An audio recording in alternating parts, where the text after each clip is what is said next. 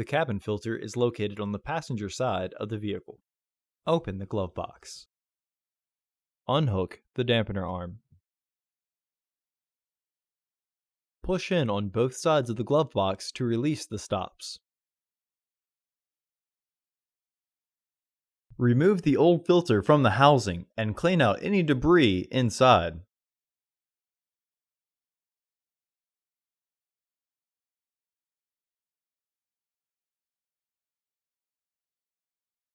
Install your new AQ1149 filters into the housing with the arrow pointing up.